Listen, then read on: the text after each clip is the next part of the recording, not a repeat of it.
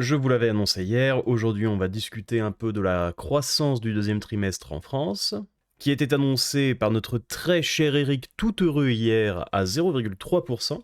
Mais avant ça, je dois quand même envoyer un soutien tout particulier, presque humanitaire, à Giorgia Meloni, qui vit une situation absolument terrible. En ce moment, je vois plus souvent Emmanuel Macron que ma fille. Giorgia, courage. C'est qu'une épreuve à passer. Voilà, ma bonne action de la journée est faite. On peut retourner à la souffrance. Avec donc Eric qui nous annonce la croissance à 0,3% pour le deuxième trimestre. Qu'est-ce qu'il nous raconte, Spider-Man? Alors, on va commencer par une bonne nouvelle, ça doit pas vous arriver souvent en ce moment. La croissance va mieux, 0,3% au deuxième trimestre. Qu'est-ce qui explique ça? Alors c'est vraiment une bonne nouvelle, hein. 0,3, ça veut dire que depuis le début de l'année, on a une croissance légèrement supérieure à 0,5%. Est-ce que c'est une bonne nouvelle? Par rapport au premier trimestre de l'année, oui, étant donné qu'on était à 0,1. Quand t'es un pays comme la France, non. Et avoir un ministre de l'économie qui se dit que c'est une bonne nouvelle, c'est très inquiétant. Parce que là, même en se disant que toute l'année ça restera comme ça, on serait sur l'année 2025 à 1% de croissance, très exactement. Ce qui est plus faible que l'inflation. Ce qui est aussi plus faible que les intérêts de la dette. Je rappelle que notre cible pour l'année, c'est 0,7. Donc on est en bonne voie grâce à toutes ces entreprises comme les Madeleine Jeannette. Et moi, je veux féliciter les chefs d'entreprise de ce pays qui sont très résistants. Depuis le début de l'année, qu'est-ce qu'on a eu? On a eu Ah bah ça c'est sûr que les chefs d'entreprise français ils ont du mérite, hein. Parce qu'avec ceux qui se prennent, il en faut de la résilience et du courage. les conséquences de la censure. Après, on a eu la bataille sur les tarifs avec les États-Unis d'Amérique. On a la pression de la Chine. Et les entreprises françaises résistent, elles sont en croissance. L'investissement se tient, l'emploi se tient. Et maintenant qu'on y voit plus clair sur les tarifs, on va arriver à un règlement. Je pense que la voie est dégagée pour que les entreprises continuent à investir, à se développer. Et nous allons les aider. On a beaucoup de projets de simplification, des projets de soutien par des investissements. On a mis en place un label qui s'appelle Europe Finance pour que... Bon, je vais pas revenir sur la simplification et le soutien aux entreprises, j'en ai déjà parlé hier. Mais la création d'un label Europe Investissement. C'est vrai que créer une petite gommette à coller sur des boîtes, ah ça pour sauver l'économie, j'y avais pas pensé. Pour le coup, chapeau Eric, celle-là je l'avais pas vu venir. l'épargne des Européens aille financer les entreprises européennes. Ah, et ça c'était la partie cachée de l'iceberg. Alors ça, du coup, ça peut marcher de plusieurs façons. Vu qu'il a parlé d'épargne des Français, il peut y avoir une espèce de livret A dédié à l'Europe, qui s'il fonctionne comme le livret A, je ne peux que vous le déconseiller, soit par des exonérations d'impôts sur certains investissements, ou éventuellement les deux. Je préférerais évidemment l'option de l'exonération d'impôts, avec un mais, puisque quand il y a une exonération d'impôts, ça peut cacher quelque chose de pas top, généralement. Donc si c'est bien le cas avec ce label Investissement Europe fonctionne de la sorte, et que vous êtes tenté d'investir dans les entreprises qui ont la petite gommette, faites attention, n'investissez pas dans un insect européen, ou dans un Aldebaran européen. C'est tentant les exonérations d'impôts, je sais, mais ça peut cacher des trucs pas dingos, comme les obligations françaises dans l'assurance vie par exemple. Et puis, il faut aussi qu'on protège notre industrie. Et ça, c'est tout l'agenda qu'on a avec l'Union européenne, de protéger notre industrie. On est en train de travailler sur l'acier en ce moment. On va travailler demain sur la chimie, sur l'automobile. Donc, c'est un message positif et qui doit nous encourager à continuer à améliorer l'efficacité de nos entreprises. C'est ça qui crée de la richesse, c'est ça qui crée de l'emploi. Alors il n'y a pas que ça qui crée de la richesse et de l'emploi, mais c'est vrai qu'on a, pour ainsi dire, pas d'industrie en France. Tous les grands groupes industriels français sont majoritairement à l'étranger. Notre industrie, c'est 9% de notre PIB, c'est pas assez.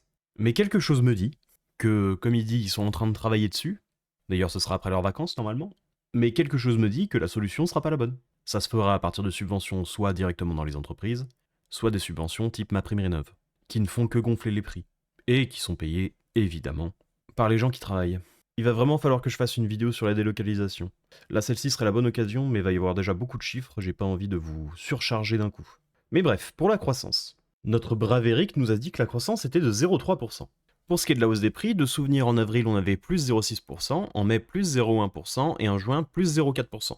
Pour un total de plus 1,1% environ. Sur 2025, les intérêts de la dette sont estimés à environ 1,95% du PIB.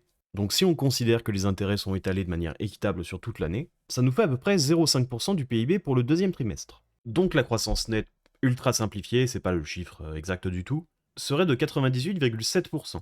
Donc une croissance négative. Une récession, comme on appelle ça dans le milieu. Comme j'ai dit la dernière fois que j'ai parlé de croissance, c'est une formule ultra simplifiée, Ne prenez pas ce chiffre pour dire qu'on est en récession. Mais il faut quand même nuancer cette croissance de PIB avec grand minimum ces deux facteurs, l'inflation et la charge de la dette. Cela dit, il est possible de contester beaucoup plus simplement que la croissance du PIB est à 0,3%. Pourquoi ? Parce que le calcul du PIB comprend la dépense publique. Un chiffre qui me paraît plus juste d'estimer puisque la dépense publique dépend du privé, c'est le PIB qu'on appelle marchand, qui est du coup juste le PIB du privé. Comment on calcule ça ? On prend le PIB et on retire ça, qui est donc la consommation liée à l'administration publique. Ce qui nous amène à 0,1 de croissance. Au trimestre dernier, on était à moins 0,1. Un autre chiffre important dans ce tableau, c'est celui-ci, le FBCF, qui est la formation brute de capital fixe, qui est en quelque sorte la capacité des Français à investir. Qui, pour 2025, on va dire qu'on est mal parti, même si les ménages ont l'air de mieux s'en sortir. Ce qui est plutôt une bonne nouvelle, en soi. Une autre façon de voir la croissance, honnêtement, celle-là, je suis un peu moins fan. Mais c'est le PIB hors stocks, qui est donc proposé par Marc Toiti, qui est donc, comme son nom l'indique, le PIB sans les stocks. Et pourquoi j'en suis moins fan ? Je comprends l'idée, mais j'en suis moins fan. C'est que les stocks ont été achetés, ou produits. C'est que tant qu'ils sont pas vendus, on devrait aussi les retirer des importations, techniquement. Ce qui serait un peu bizarre. Autant la partie dépenses publiques, c'est entre guillemets une espèce d'économie parallèle, certains diraient parasite, mais les stocks, ça s'achète, ça fait partie de l'économie. Mais si vous ne jurez que par le PIB hors stocks, à en croire les chiffres, on est en récession, depuis le trimestre dernier. Donc que vous preniez le PIB classique, marchand ou hors stocks, quand vous le mettez en face de l'inflation et de la charge de la dette, c'est quand même pas top. Eric devrait effacer ce sourire de son visage. Je reviens très rapidement sur la vidéo d'hier, où j'étais pas complètement sûr si Eric Lombard était satisfait de l'accord UE-US ou non.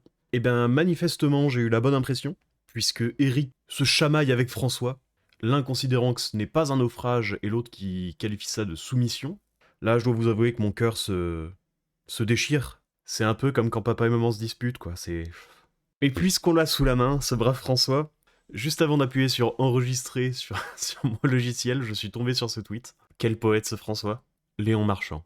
Le retour du maître des bassins mondiaux. L'or pour lui, l'émotion pour nous.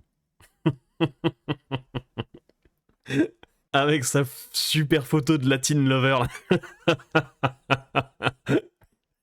Qu'est-ce qu'il est ridicule. L'or pour lui, la noyade pour nous, ouais, plutôt. Si la vidéo t'a plu, n'hésite pas à t'abonner, à regarder une autre vidéo, à faire un petit passage sur la chaîne principale, à liker et à commenter.